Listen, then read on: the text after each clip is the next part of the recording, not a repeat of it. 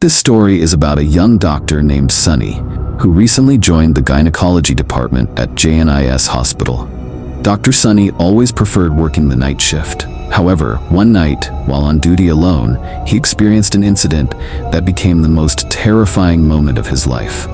It was late at night, and silence filled the hospital. After treating a patient, Dr. Sunny was heading back to his room when he suddenly heard someone crying in the corridor. The sound was so sorrowful and haunting that it froze him in his tracks. After waiting a moment, Sunny decided to follow the sound. The corridor was empty and deserted, but the crying was clearly audible, as if someone was very close. Gathering his courage, he moved forward.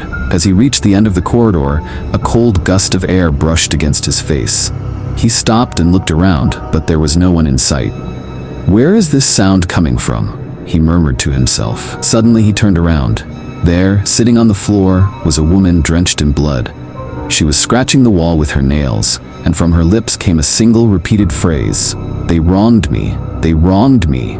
Sunny's heart pounded with fear, but he mustered the courage to speak. "Who are you? What are you doing here?" The woman lifted her head, and her eyes were blood red. In a faint, chilling voice, she said, "My child, I want my child." With those words, she began crawling towards Sunny. He stood frozen in fear, unable to move.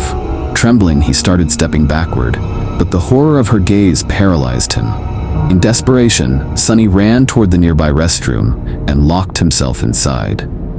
He tried to collect himself, but suddenly the door slammed shut on its own with a loud bang. Sunny looked into the restroom mirror and saw the same woman standing inside the mirror.